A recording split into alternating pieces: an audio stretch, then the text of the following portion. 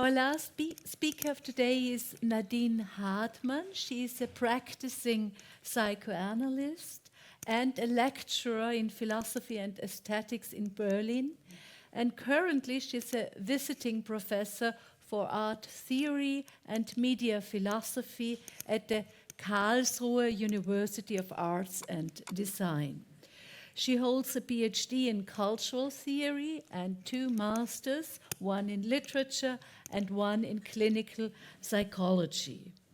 With Ruth Welton, she shares an interest in French literature and psychoanalysis, of course, having published on Georges Bataille, Luce Irigaray, and Catherine Malabou, who will be central today to do. Thus, a clear focus of her work concerns also feminist philosophy of sexual difference, as to be shown in her article, I quote, "Telling what we don't know, confession," and now a wordplay which is difficult to pronounce, vérité, Me Too, in the European Journal of Psychoanalysis in 2022. Her book, Thinking Like a Girl, Figuration and another wordplay, Filiation and Sexual Difference, will soon be published by Thuria and Kant in German, so the title will be Denken wie ein Mädchen, Figuration, Filiation oder Filiation und sexuelle Differenz. Now, Nadine Hartmann revisits the fatal entanglement between matter and femininity based on Catherine Malabou's concept of plasticity. Please. Thank you. Thank you so much. What an honor to be speaking here. So I was asked by the organizers to speak about Catherine Malabou, a thinker who keeps traversing core concepts of philosophy and morphing them by means of a single term that she has introduced as a new philosophical concept, that of plasticity. Plasticity allows her to propose what she terms an ontological materialism, which is a new materialism, not to be confused with new materialism, as it is very much concerned with the human. And for the longest time, she has kept returning to the human brain as a place of interest for philosophy. She engages with neuroscience in perhaps a counterintuitive manner, which makes it possible to think of biology outside of deterministic pathways, always aiming to show how the symbolic and the biological are originally and intimately intertwined. Those possible constellations of the symbolic and the biological are arguably a core concern of psychoanalysis. I will say more on that later. Now let me just briefly outline what plasticity is. In brain research, plasticity has gained crucial significance since the 1950s. 2 phenomena observed in this context, synaptic plasticity and cortical plasticity, operate according to the principle of the malleability of matter. Cortical plasticity appears strikingly in cases of brain damage, where healthy areas of the brain reorganize in order to compensate for the damage.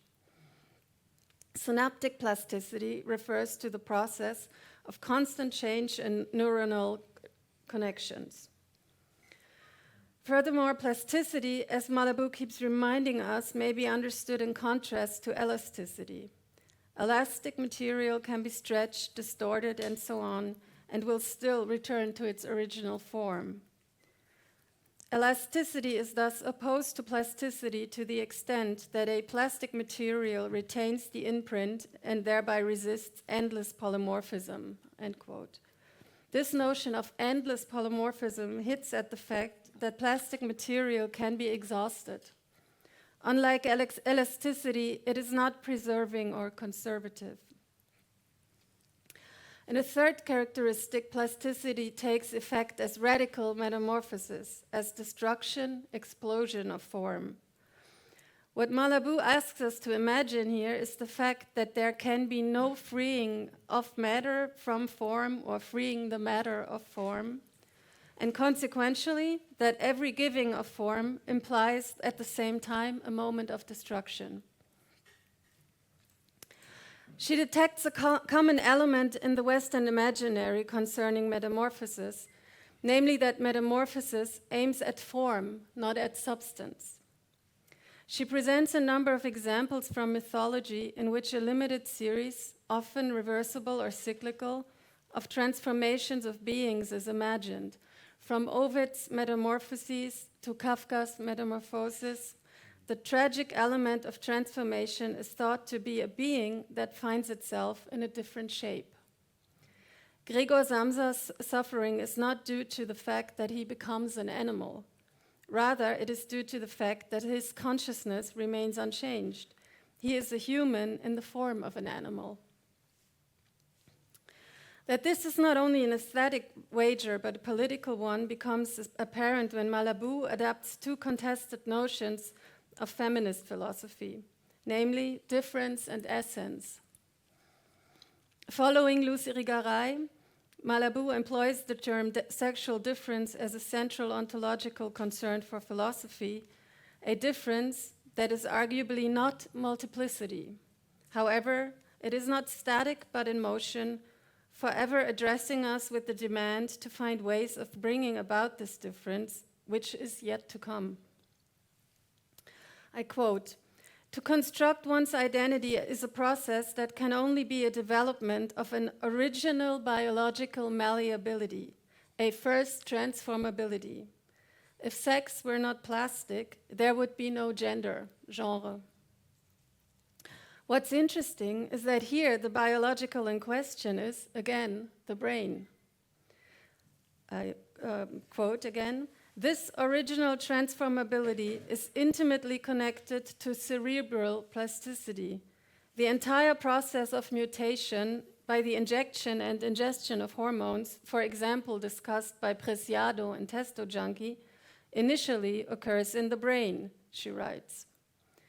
In this book from 2009, Changing Difference, she's mainly in discussion with Derrida, and it's almost devoid of natural sciences employed in her other books. I wonder if we could read this as a sidestep from Malabou's 2007, The New Wounded, which in the original French is programmatically subheaded From Freud to Neurology, in the English, From Neurosis to Brain Damage, and in which she demands a shift from sex to the brain, which is of consequence particularly to psychoanalysis, since, I quote, "cerebral eventuality will replace sexual eventuality within the psychopathology to come." So it is all the more surprising that Malabou herself has, in her recent work, shifted her attention from brain to sex. In Plaisir effacé, clitoris et pensée, she focuses on an organ which supposedly sits at great distance from the brain. Mythologically overdetermined, anatomically largely unexplored, eluding all attempts at intellectual definition, the clitoris appears as an organ unlike any other, solely dedicated to pleasure. She takes Freud's sexual monism, his idea that the clitoris is a small penis, as a point of departure for reflection. It's in the third of his 3 essays on the theory of sexuality and the transformations of puberty, in which Freud famously claims that the process of the little girl turning into a woman demands a sacrifice of clitoral pleasure in the thrall of a fresh wave of repression. This abstention will eventually lead to a shift of the erogenous zones, or rather, a reorganization of them. The clitoris will from now on serve the purpose of pine shavings kindled in order to set a log of harder wood on fire. This is Freud's metaphor, obviously. Let me add here that it's quite remarkable how Freud gets something right while getting it wrong. What's inaccurate about anatomy in his speculation accurately describes a physiological function. Even in this depiction, it remains a given that there can be no pleasure without involvement of the clitoris, that it remains the organ of pleasure. However, clitoral pleasure is an immature pleasure, a piece of masculine sexuality.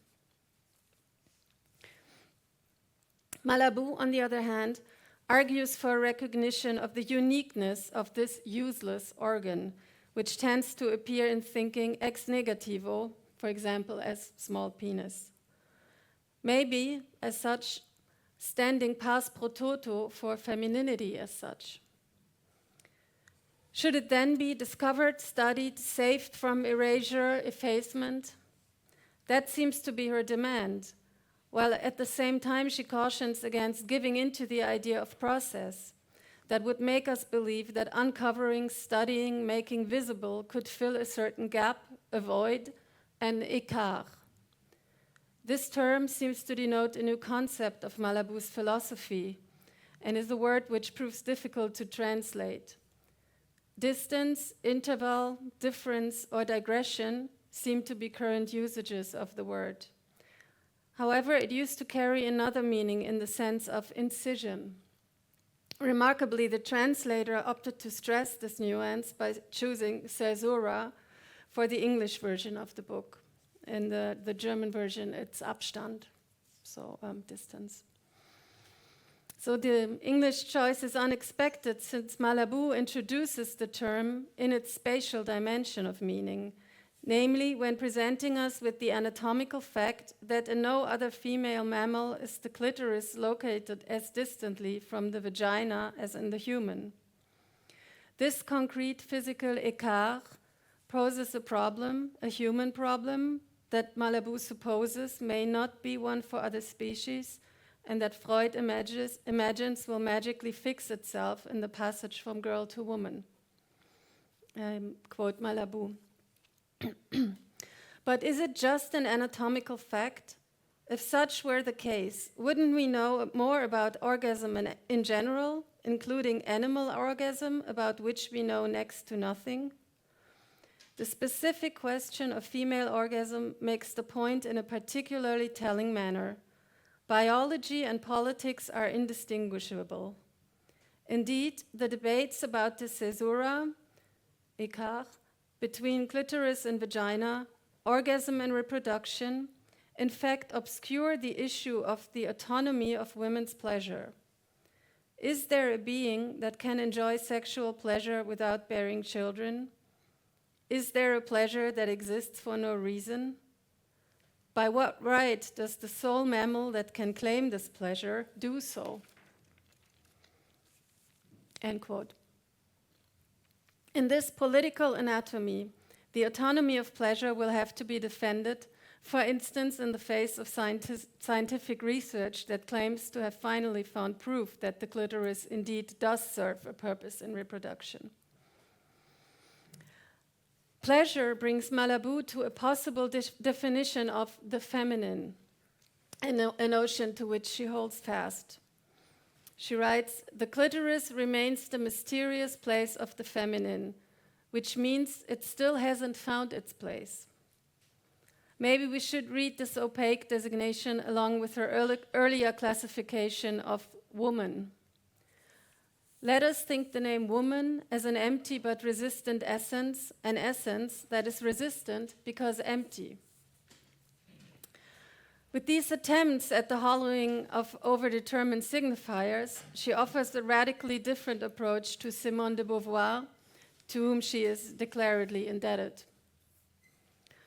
While not exactly shying away from examining pleasure, Beauvoir defines the feminine within the biological facts of reproduction, the gametes, and the endocrinological functions. And she was also, she wrote something about Claude Bernard, so that may have been her influence there. And those, the gametes, those are the only fixed binary parameters in her arguing. Generally speaking, the human female faces the same destiny as that of any other species that reproduces sexually, and even those that don't. I'm quoting from The Second Sex.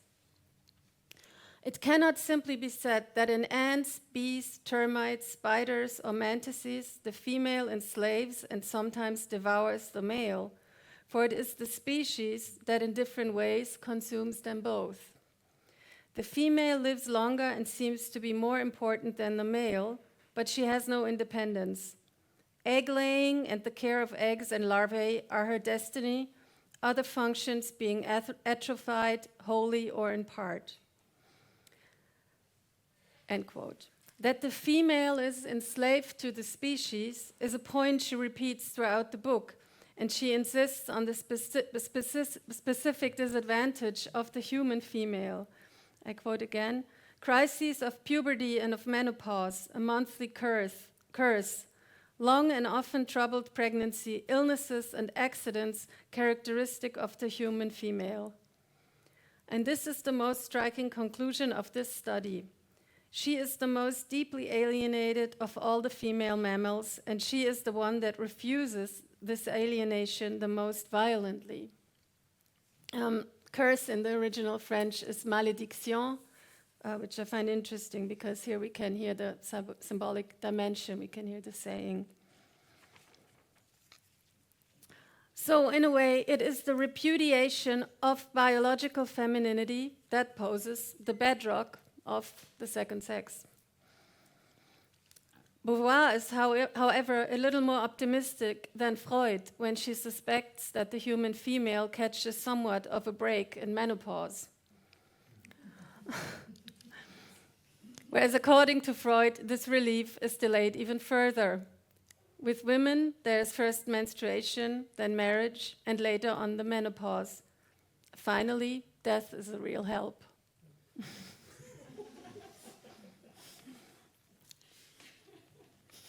Okay, back to pleasure. And Malabou's idea of the clitoris as the mysterious place of the feminine. With this, the question arises, what pleasure is it that has been erased, that has been effaced? I'm wondering if with this question we are entering the space of fantasy. Could there be a pleasure pre-Cesura? The Icar brought me back to a phenomenon Malabou mentioned in her writings about the brain. There she evokes biologist Jean-Claude Amezen and his findings on the process of apoptosis, cell death.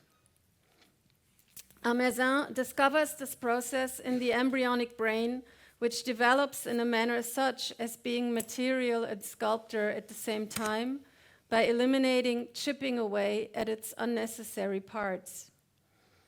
Malabou's example among the phenomena of programmed cellular suicide is the following. In order for fingers to form, a separation between the fingers must also form. It is apoptosis that produces the interstitial void that enables fingers to detach themselves from one another, end quote. In this particular example, a memory trace from our non-terrestrial origins, from a species at home in water, serves as a reminder that the embryo has to make its way from fish to human, and does so by creating voids. And now we are on psychoanalytically shaky grounds. Positing ontogenesis alongside phylogenesis has traditionally led psychoanalysis to the path of fantasy, or precisely myth-making.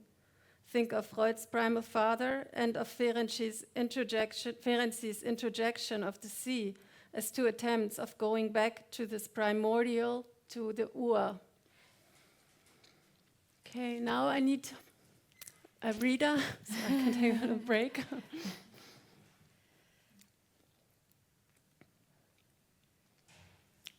In English or in German? I think English. English, yeah. Has she any physical defect? Any physical effect? Asked Kay. Yes, said Leni, for I do have a slight one, look. She held up her right hand and stretched out the two middle fingers, between which the connecting web of skin reached almost up to the top joint, short as the fingers were. In the darkness, Kay could not could not make out at once what she wanted to show him, so she took his hand and made him feel it. "What a freak of nature," said Kay, and he added, when he had examined the whole hand, "What a pretty little paw striked out claw." Leni looked on with a kind of pride, while Kay, in astonishment, kept pulling the two fingers apart and then putting them side by side again, until at last he kissed them lightly and let them go. "Oh," she cried at once, "you have kissed me." She hastily scrambled up until she was kneeling open-mouthed on his knees.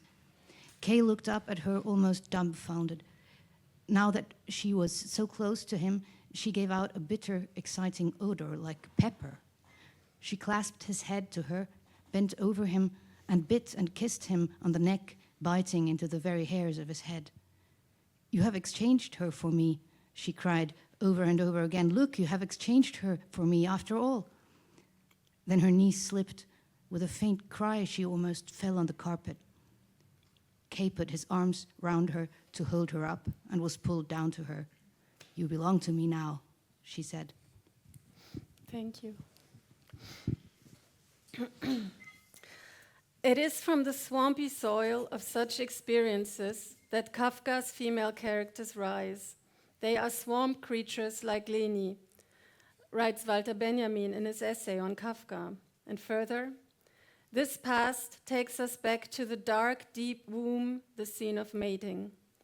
And here Benjamin references another myth maker, Jakob Bachhoven, and his theory of the mother right, the matriarchal organization of society, allegedly following the era of a Tellurian, heteric swamp world of sexual promiscuity, an idea which fascinated many thinkers of that time, and among those, besides Benjamin and Kafka, Ludwig Klages, Franz Jung, and Otto Groß. Benjamin then makes a very psychoanalytical remark, almost offhandedly. The fact that it is now forgotten does not mean that it does not extend into the present.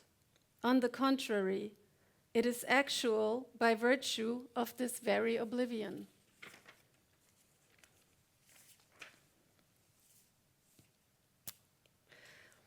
This is the lure of the pleasure or satisfaction, which takes shape in fantasies about the feminine as embodied in swamp creatures and sirens, or as in Melusine, for example.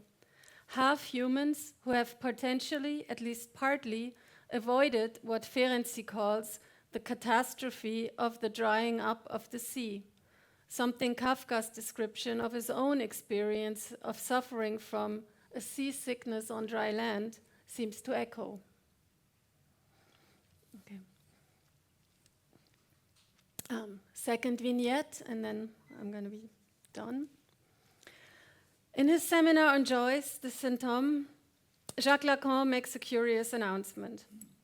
Contrary to what had become one of the tenets of his teaching, there is no sexual relation, he remarks that in James Joyce's love letters to Nora Barnacle, he detects something of a sexual relation.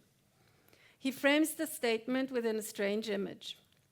Think of slipping your right hand into the left-hand glove by turning it inside out. The inside-out glove is Nora. Nora fits her lover like a glove. Now, this doesn't sound very original as far as romantic or sexual images go. Lacan notes that, however, Lacan insists on a small detail which perturbs the image. There is a button on the glove, which will make itself felt as an irritant on the skin once the glove is turned inside out. And he follows this image with a rather enigmatic remark. This button must surely be somewhat linked to the way we speak about something, well, an organ. The clitoris, to call it by its name, is something like a black spot in this affair. In the specific case of Joyce and Barnacle, according to Lacan, there was no button, no difference.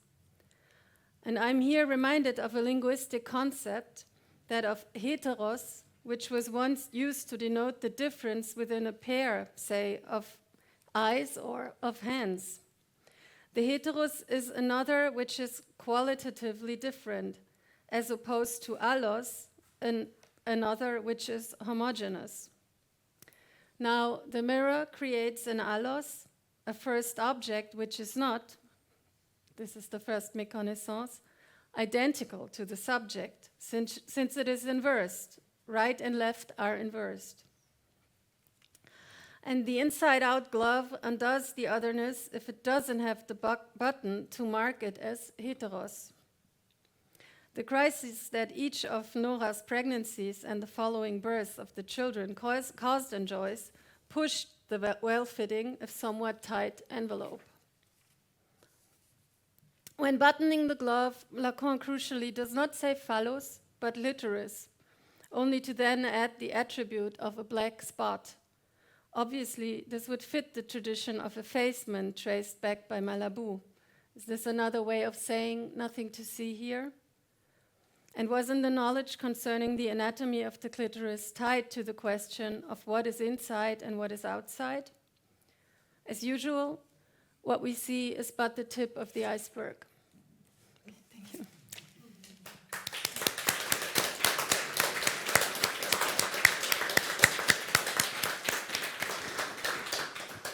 Thank you very much for a very rich talk, and I'm sure there are many pleasure questions arising. Remarks, suggestions? Yes? So thank you for your wonderful lecture. It was very interesting. I was just wondering, and I couldn't help thinking here of when you were talking about Malabou on pleasure, about the Lacanian idea of jouissance. Mm. Does that play a role here? You mean, do I think that it plays a role, or yeah. does it play a role for her? I don't know whether Malabou is referring to it, but what is it according to you? Or does that make sense? Maybe it's completely nonsensical what I'm asking, but No, not at all. I mean, the word she uses is plaisir, and she. That's important. If she uses plaisir, I think she has engaged with Freud, and she has issues there too. But she does engage with him. But I think she really has a problem with Lacan and the Lacanians. So he only appears in this book on the clitoris via a short chapter on Françoise Dolto. That's basically it. Yeah. So for her, it's not something that she's referring to. Yeah. Further questions?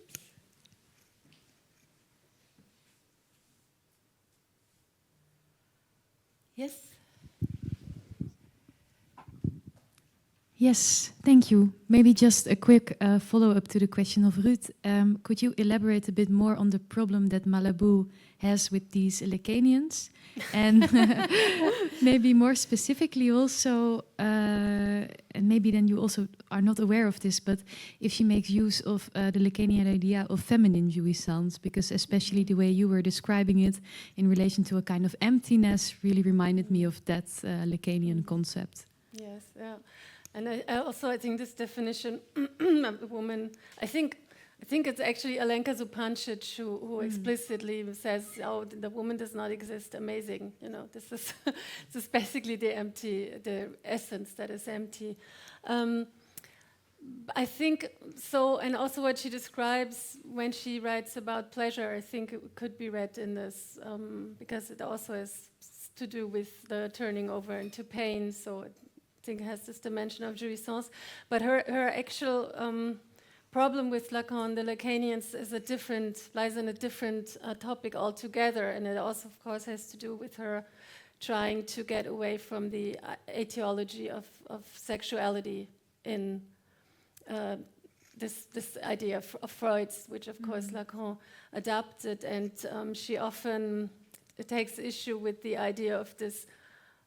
The subject is always already traumatized because she wants to she works on an idea of trauma that, as I only realized now, actually would maybe work better with Ferenczi, who she doesn't engage with, which is really an external catastrophe that is something, you know, that has no basically no ground to fall on, which of course makes you question then what the unconscious is for her or what the psyche is.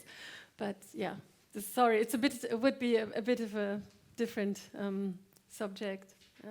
Yeah. Thanks.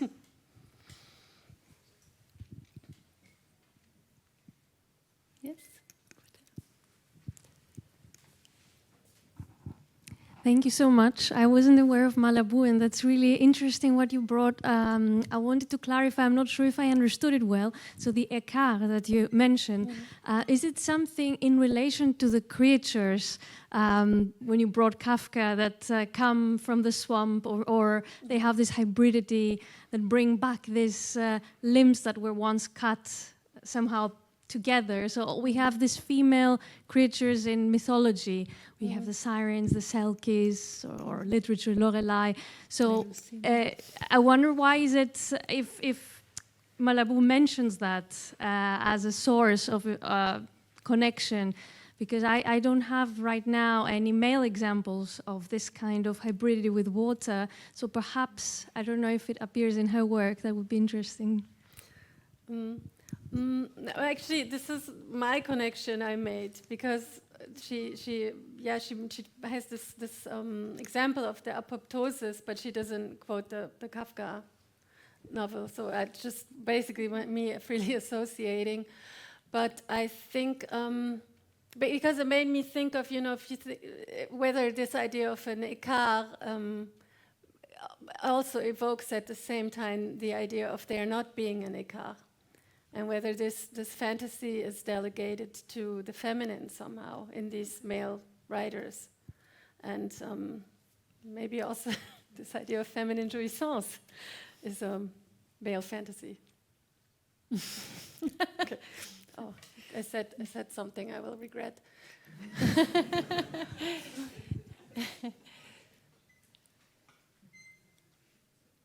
Is there any other comment, question? You gave us a lot to think over and sleep over, maybe. Well, then I think we have a lot of time afterwards with a drink for further discussions. I think you gave us nice interrelations to the first two talks, and also for tomorrow, because Ferenczi's concept of unconsciousness will be centered in a talk of tomorrow. Thank you, everybody, for your attention, for your questions, and now we have an art performance.